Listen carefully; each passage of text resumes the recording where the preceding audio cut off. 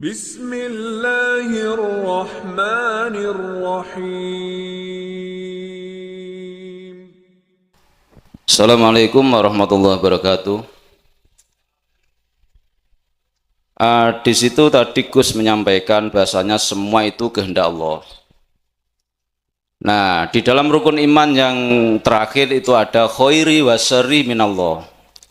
Dan di dalam Al-Quran Gus ada ayat yang berbunyi ma asobaka min hasanatin fa minallah wa ma asobaka min sayyiatin fa min nafsik.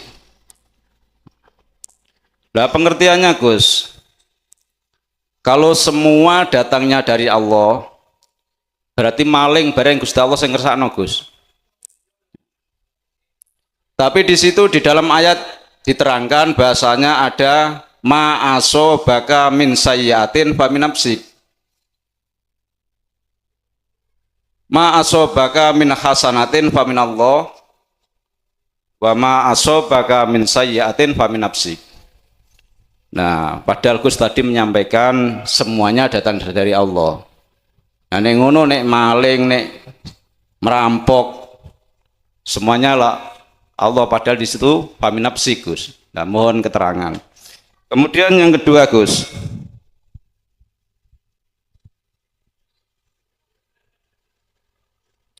sabar ya, tenang. Ini ada kesempatan. Karena kesempatan, monggo mungkin sing ustad-ustad ke wonten sing mau bertanya monggo. Jadi dipersilahkan. Insya Allah ini mungkin tahun depan atau kapan ya kita datangkan lagi lah Gus ini ya. Kemudian Gus ya, apa bedanya ruh manusia dan ruh hayawan? Karena semuanya itu ruh Gus. Wa nafakhtu. Kemudian Gus, kullu wajhin illa wajhah. Semuanya akan rusak. Lah padahal roh itu percikan dari Allah, apakah itu rusak Gus? Itu pertanyaannya. Tolong ditulis Gus. Kemudian ini Gus. Nah, borongan ya.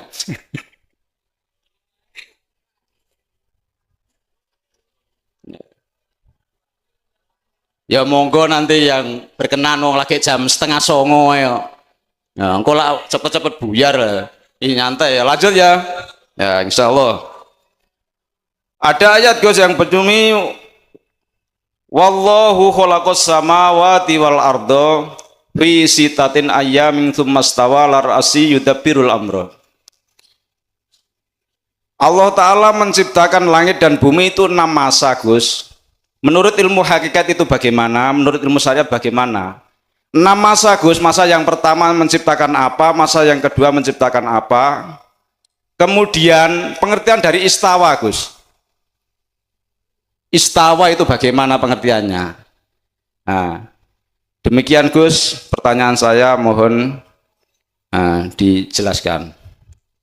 Wassalamualaikum warahmatullahi wabarakatuh. Waalaikumsalam warahmatullahi. Diborong Imang ya. Borongan Gus. Ngaji babakan ngeten iki gak oleh diperontok-perontok. Nggih. Kudu kalem-kalem Pak nggih. Yo gak oleh nyeneni wong liya gak oleh karena makomnya masing-masing. Pertama, ayat yang menerangkan tentang masalah khairihi wa syarihi minallah. Kok iki tabrakan dengan ayat berikutnya, kalau baik itu datangnya dari Allah, kalau jelek dari nafsumu sendiri. Kan tabrakan ini Mbak. Oke, ben gak tabrakan ngeten. Orang yang ada di syariat itu pandangannya tidak sama dengan orang di hakikat. Mboten sama. Contoh, anak kecil, anak kita,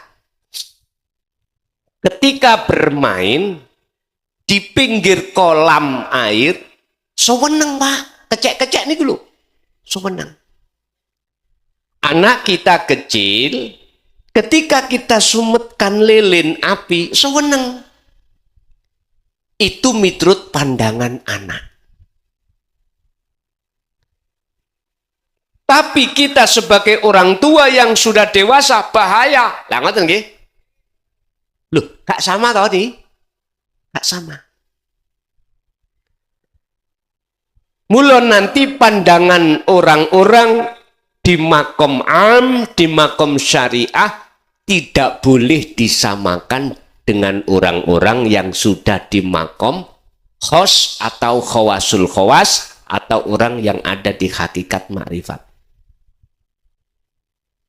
Gampangane kula mboten wantun nyalahni wong sing tasik wonten ning sarek mboten angsal. Karena pandangannya dewi-dewi. Khairihi wa syarihi, keterangan yok nopo kok songko Allah. Segala apapun, walaupun iblis ngudon Nabi Adam,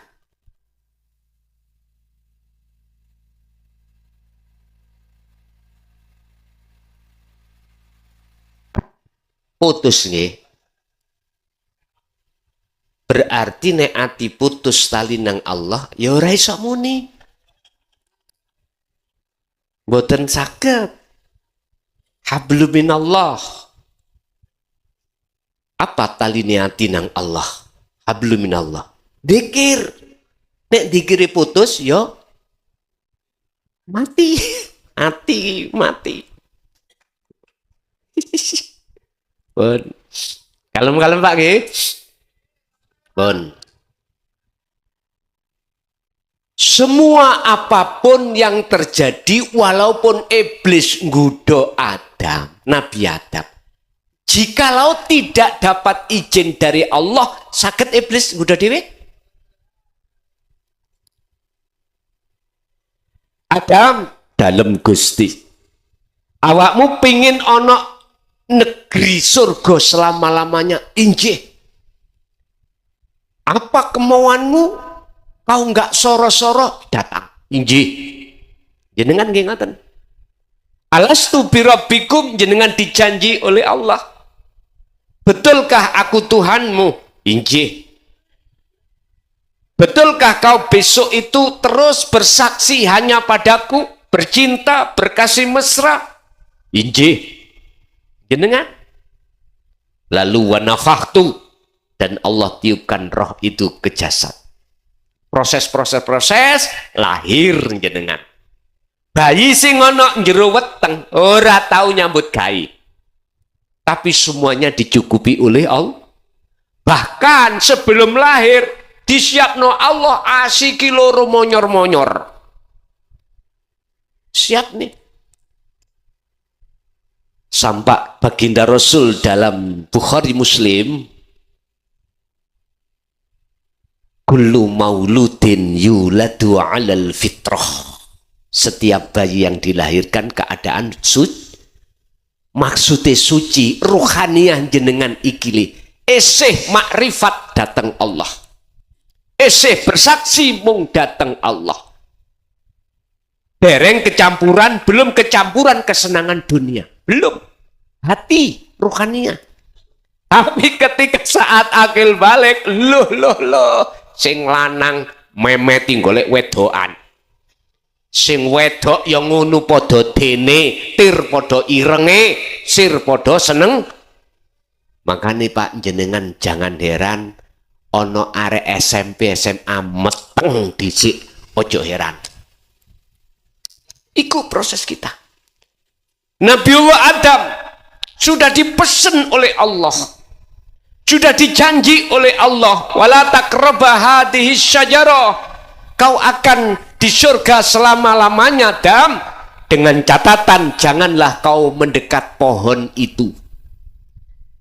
Bukan holdingnya, Pak. Allah itu jangan mendekat pohon. Sebab ketika Nabi Adam iki mendekat pohon, mesti kepingin dengan buahnya. Kalau kepingin berupaya untuk meraih, Singkat cerita Nabi Adam terpleset mboten? Resikone diusir Allah dari surga ke dunia. Artinya jenengan nek wis akil balik mulai nyedeki buah khuldi. Buah khuldi kuno rambute, Pak. Paham nggih? Nek cara tafsir Jalalain iku ning donya iku laksana seperti gandum. Kalau ning Jawa jagung niku lho, Pak. Jagung nek ana rambute ta? Iku kinayah kabeh. Asline buah khuldi itu adalah buah yang ditimbulkan dari kesenangan kehidupan dunia. Iku hakikate. Iblis nggodha Nabiullah Adam. Jenengan digodha nafsu. Nafsu bisa nggodha dateng jenengan. Akhirnya ruhaniah kita tergelincir melakukan maksiat. Nabiullah Adam melakukan kesalahan. Inilah sumbernya dari Allah. Artinya jikalau Allah tidak mengizini iblis untuk nggodha Nabi Adam, gak mungkin Nabi Adam itu terpleset. Gak mungkin iblis iku iso nggodha dengan dirinya sendiri. Mboten saged.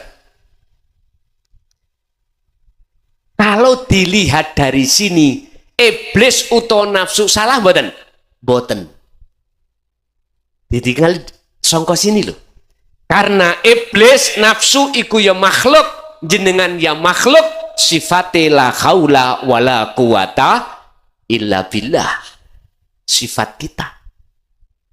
Niki nek kalau ditarik dari sisi hakikat. Mungkin dibuka di dalam surat Al-Hijr ayat 39-40.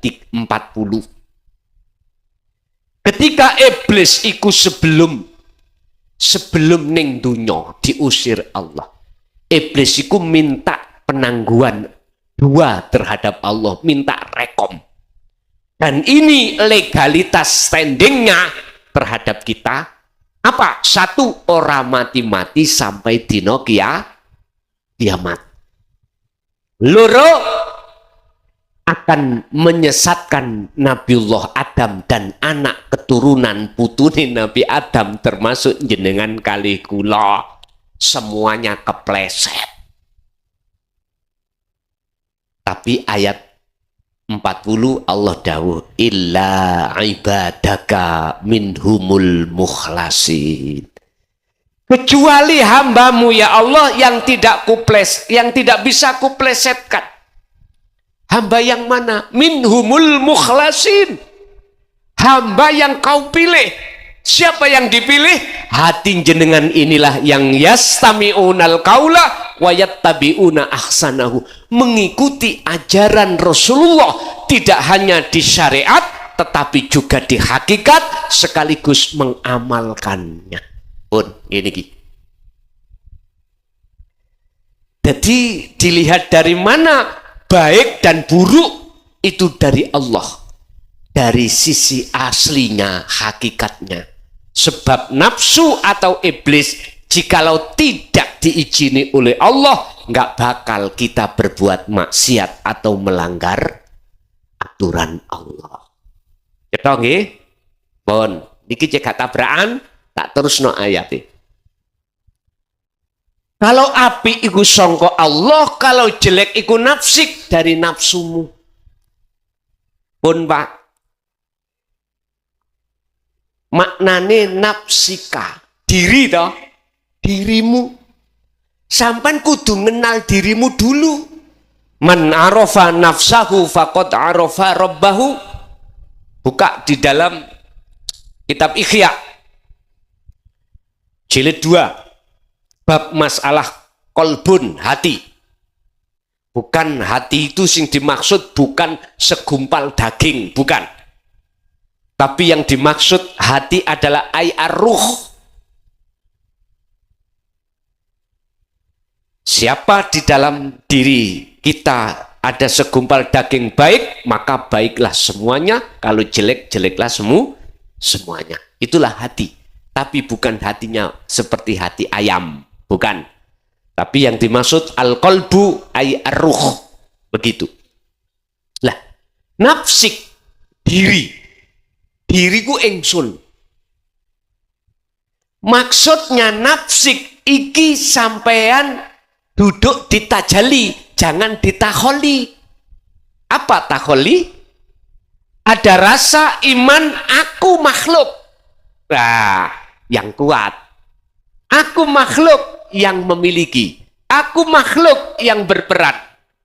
Nek larinya ke aku makhluk, nggak jelas. Nafsik iki elek.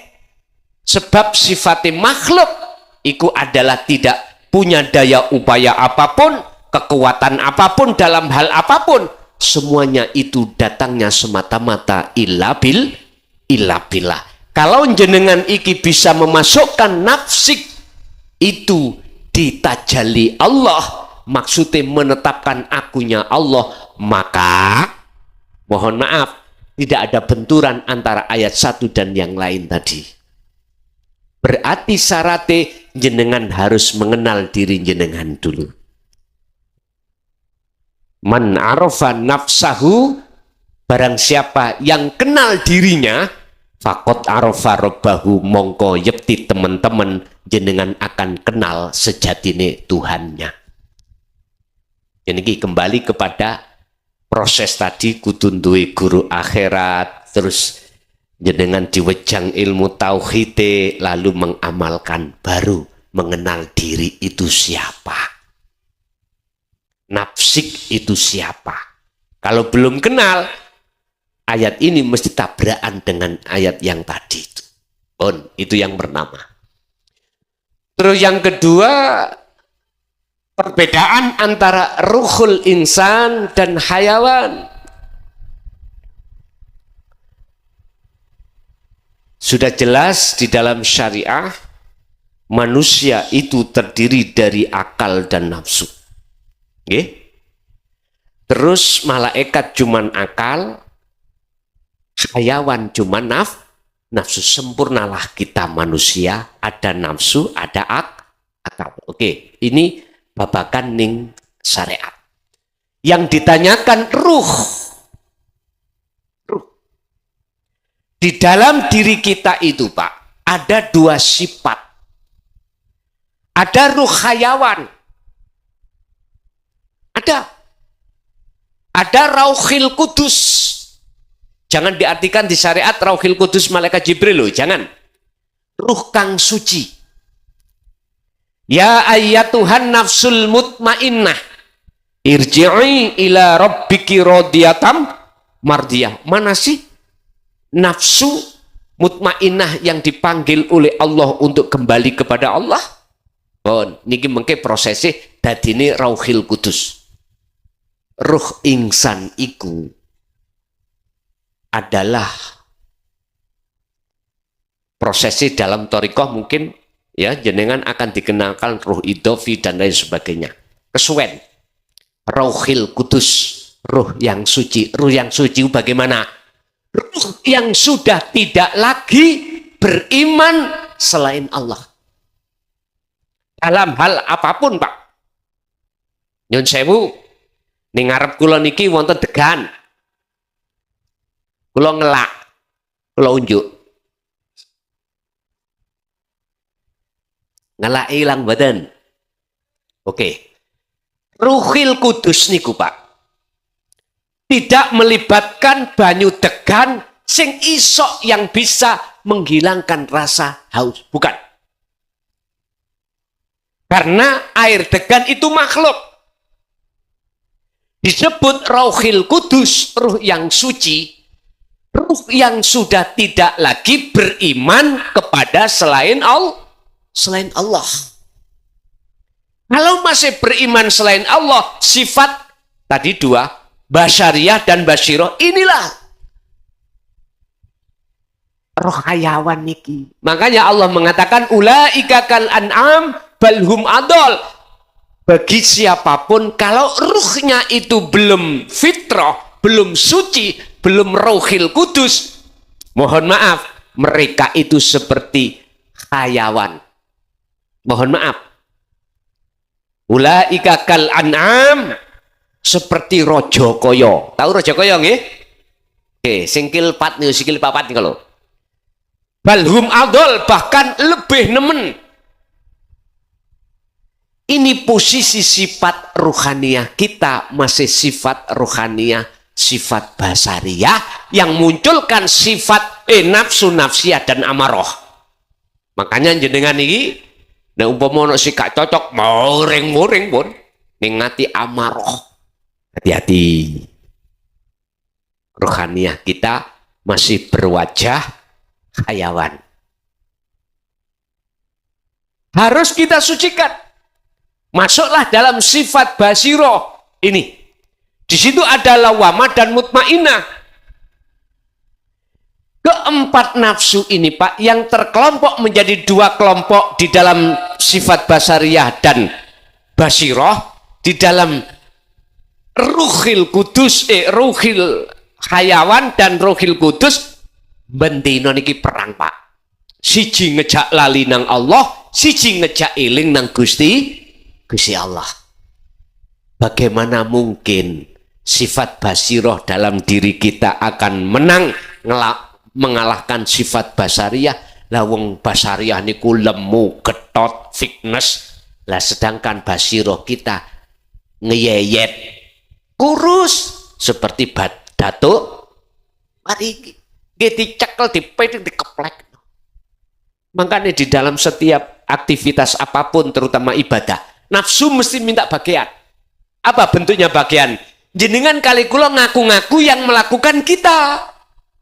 Inilah nafsu sebetulnya itu. Inilah perbedaan antara rohil insan dan hayawan. Loh, semua itu akan hancur. Pertanyaannya dari Bapak tadi, lawang iku kan dari Allah. Lewat Nur Muhammad. Mosok sih hancur? Ngeten. Miturut kacamata syariat, selain Allah semuanya akan hancur.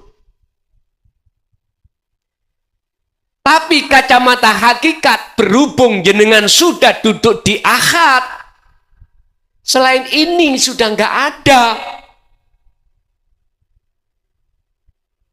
Kalau dibahasakan, la farqo bainahum. Bagi hati jenengan yang sudah dimakrifat, sudah tidak ada bedanya semuanya itu. Inilah yang kumaksud syuhudul wahdah fil kasroh. Hati sampai kesuhudan terhadap Allah di segala hal banyak. Makanya di dalam Al-Quran kalau Allah dawuh kadang memakai ana, memakai nahnu, padahal nahnu itu kita banyak, maksud Allah banyak. Nah ini kalau kita masuk di dalam ahadiyah menuju ke ahad, paham? Gusti Allah itu ahad, walaupun banyak itu ahad. Leres semuanya itu akan hancur. Yang hancur itu apa? Nama Pak. La ibsarun wa mubsarun wa basarun. Tanda-tanda mungkin dilihat di dalam kitab hikam, ya. Makalah Syekh Ibnu Athaillah. Amal arifun, yang disebut sebagai orang yang sudah makrifat pada Allah adalah la ibsarun wa mubsarun wa basarun. Nama makhluk ruh tadi nggak ada, hancur. Nama Allah, nama lo ya, nama. Di pandangan hati orang tersebut nama sudah fana. Mata untuk melihat juga fana. Terus itulah maksudnya bertemu. Lu sing ketemu sing nyawang Allah iku sapa? Ya Allah sendiri. Gak ada ceritanya makhluk itu bisa melihat Allah. Iki nek pun mentok lho nggih. Nek pun mentok. Sebab ngeten Pak, jenengan kalih kula sebagai makhluk asline kan boten wonten. Lah maujud, lah ngoten nggih? Buka sifat wajib Allah.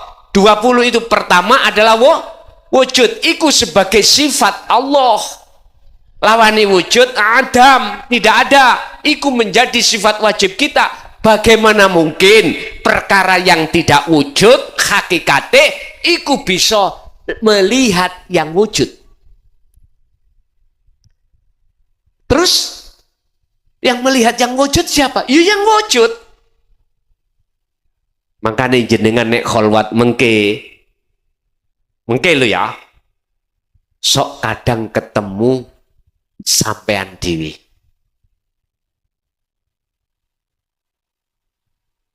Iku ayat. Wis gak usah ngenteni kholwat nango kamar nangone kaca pengilon. Sampean ngilu, ketinggal wajah sampean dewi apa wajahe wong liya? Wajahe dewi. Iku ayat.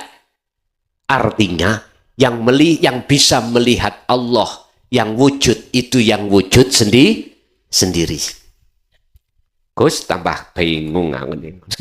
Ya wis, ngopi dilik, ngopi, nyantai mawon. Dalam pandangan syariat semuanya hancur, Pak.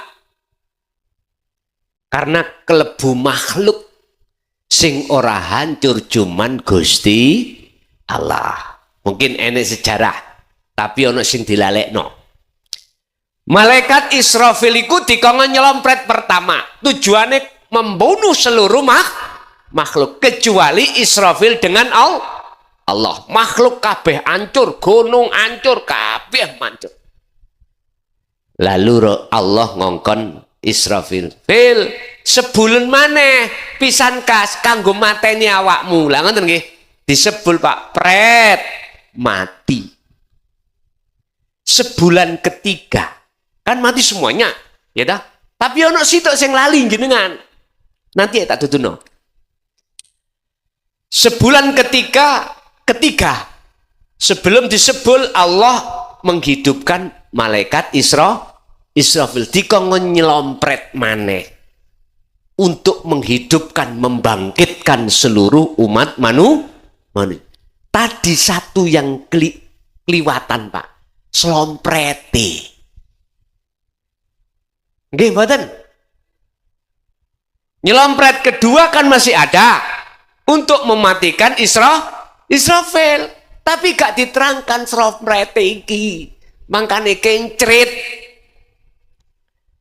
Ternyata mahwa asrompet, apa sih selompret itu? Itulah kalamullah. Kalamullah. Berarti nek kalamullah dawuh iku sangka Allah sendiri. Wis miturut pandangan hakikat bener Pak, dikatakan arif jenengan iki sudah sampai pada Allah makrifat sedawaya la maujudan illallah. Nama-nama roh hayawan, nama roh insan, nama itu loh hilang semuanya, fana. Tapi sang yang berperan cuman satu, Allah Subhanahu wa ta'ala. Yes, niki mengki sampean akan paham siapa roh iku ya. Nanti akan paham. Nek jenengan iki ngelajengake menerusaken khalwatnya dan langsung jenengan piyambak yang mengalami kejadian ritual ruhaniyah itu. Pun. Selanjutnya tentang as-sa'ah, waktu. Ada 6 waktu. Yang ditanyakan tadi apa waktu itu?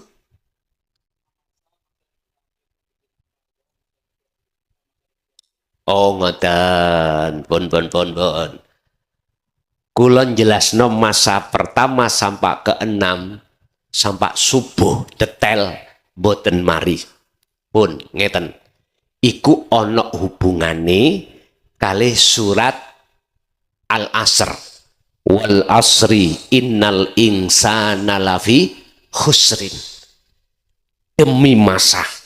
Allah iki yang bersumpah.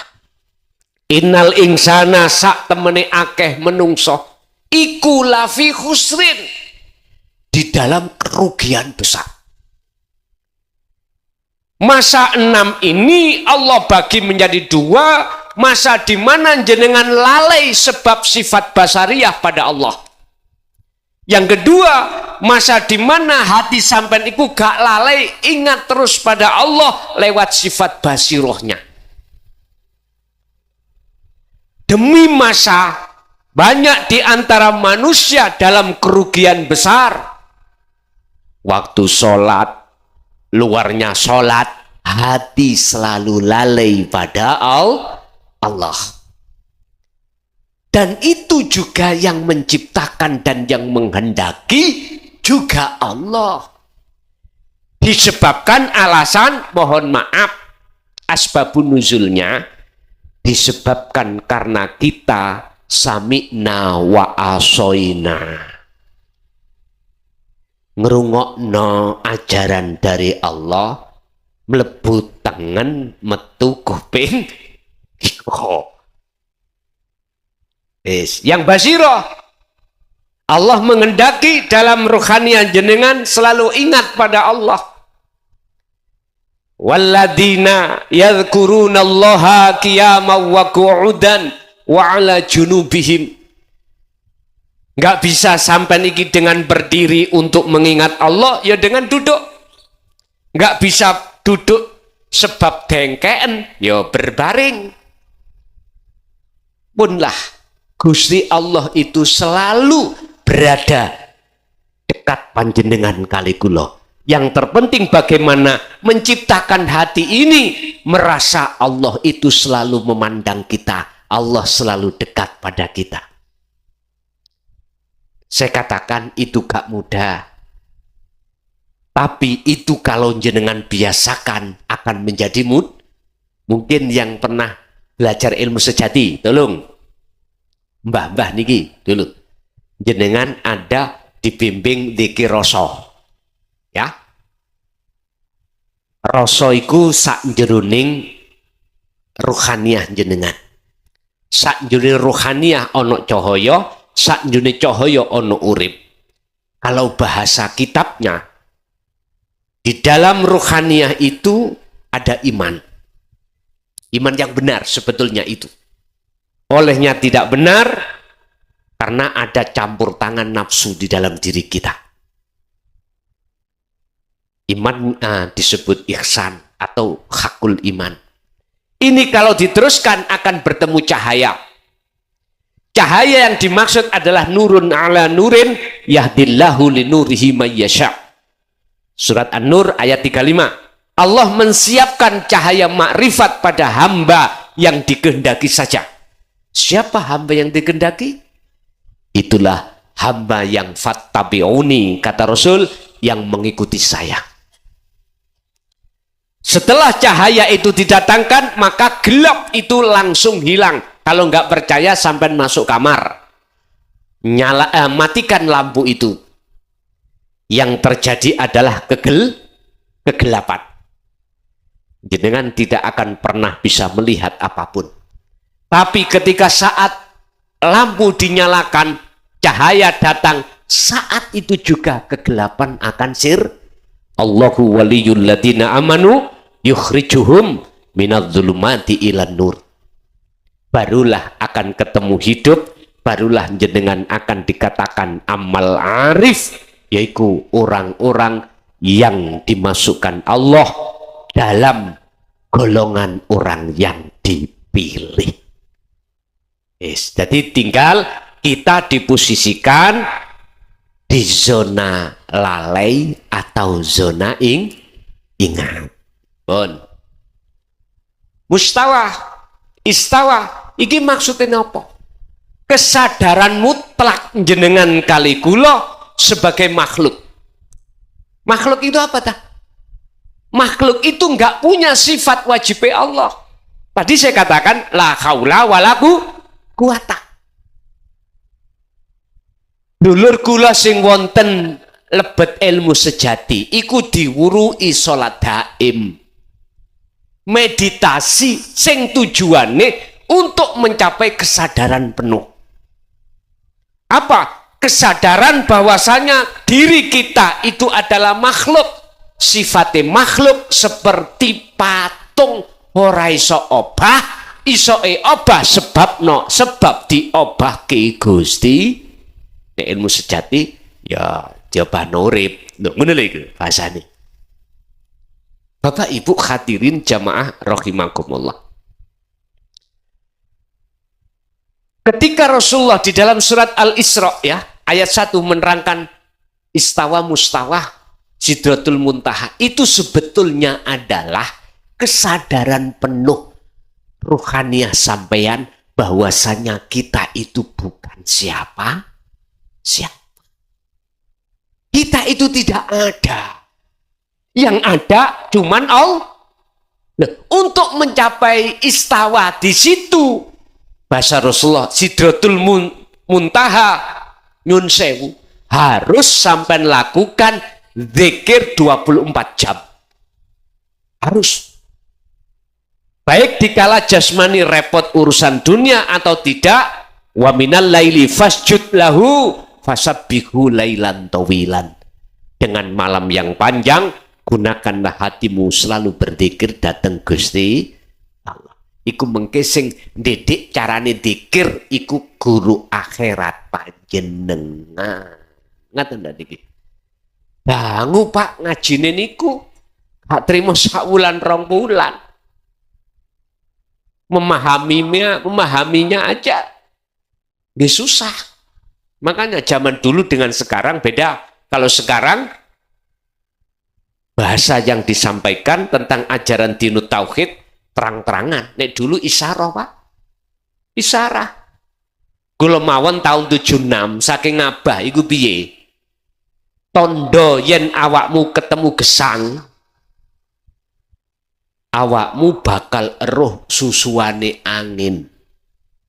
Lah, ngono niku piye, Pak? Kula kinten lesus. Tahu lesus nggih? Bosok ketemu lesus saya matur nang abah, mboten dijawab malah kula dijotosi. Dudu iku. Golek ana sik gali kangkung. Golek ana sik tracake kuntul mibur. Inilah yang dimaksud. Apa yang kita anggap tidak wujud, sebetulnya wujud. Apa yang kita anggap wujud, sebetulnya tidak wujud. Ini sebetulnya ada di situ. Jadi mustawa atau istawa itu adalah kesadaran dalam hati jenengan bahwasanya semua apa yang tampil di dunia ini adalah tampilannya Allah yang disebut nurullah. Kita nggak boleh ngaku-ngaku. Makhluk nggak punya sifat ngaku-ngaku, nggak punya.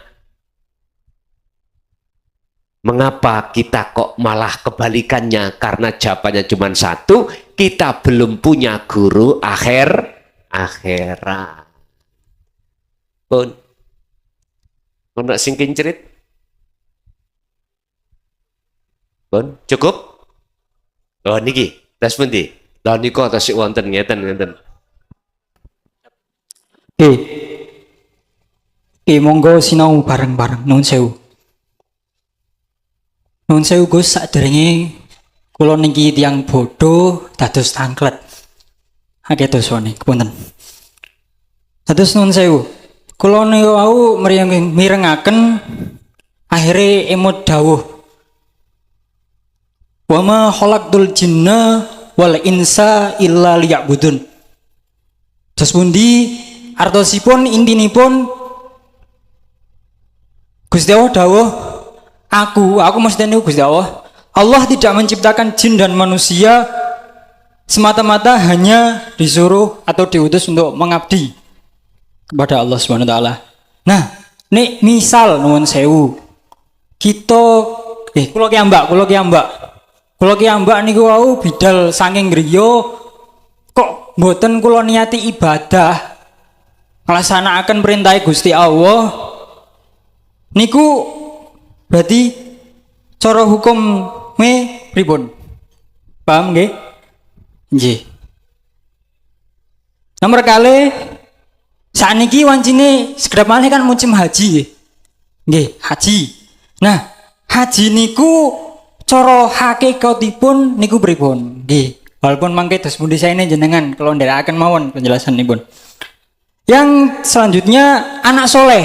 Di mana anak soleh niku kula jenengan jelas nate dawuh sering sangat ketika kita sudah meninggal dunia itu ada 3 amal jariah, yakni yang pertama sedekah jariah dalam artian yang terus mengalir nih kula nggih.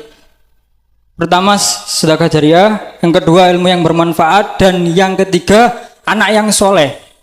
Nah, anak yang soleh menurut jenengan niku pripun?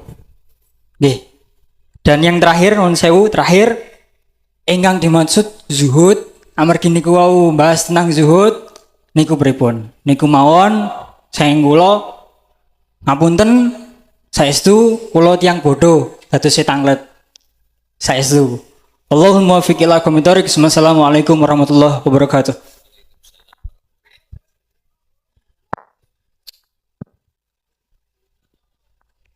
Ngabdi. Kita di dunia ini dikasih Allah waktu 24 jam. 1 hari 1 malam. Itu ada ibadah mahdhuf dan ghairu mahdhuf. Mahdhuf iku murni, contoh sholat, zakat, puasa, haji, maca Quran, murni.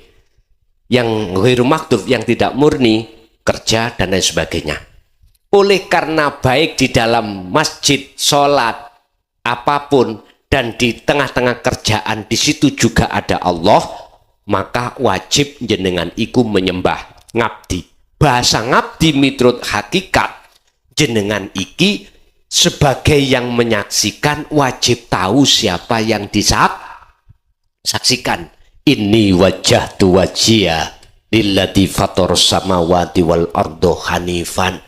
Artinya dikatakan ngabdi jenengan iki gak ngaku-ngaku yen laku iku laku kita.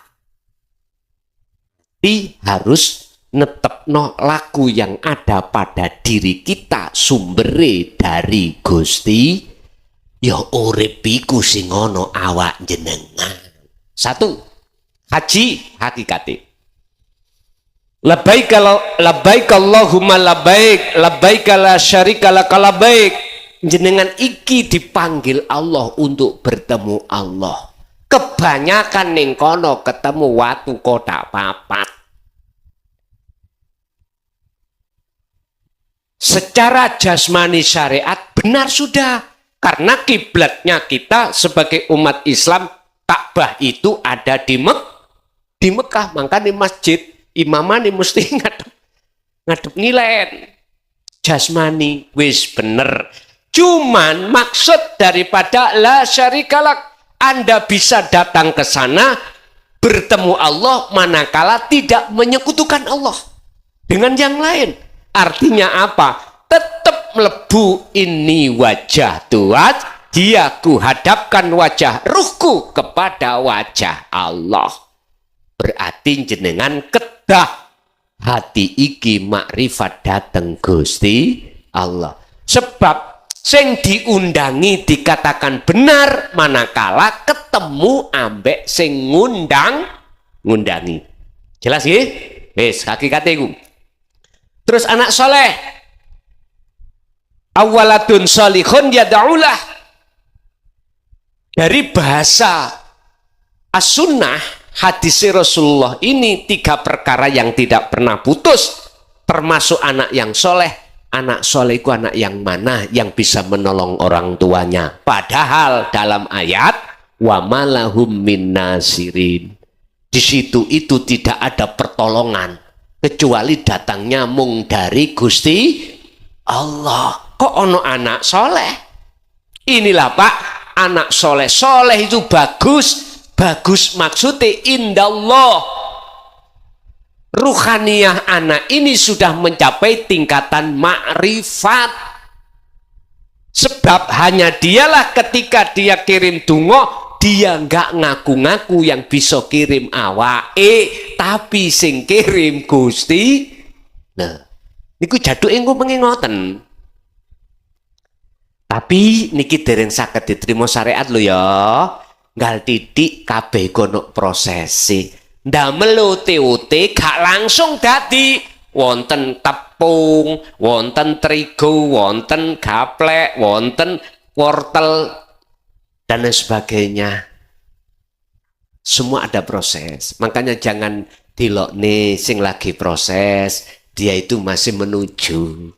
Kabeh engko akhirnya bakal bali nang Gusti. Ana dalang bar dalang wayange nglompok dadi siji nek nggone kot. Walaupun gak ana sing katokan lho, gak ana tumon wayang meteng. Lah nggih to?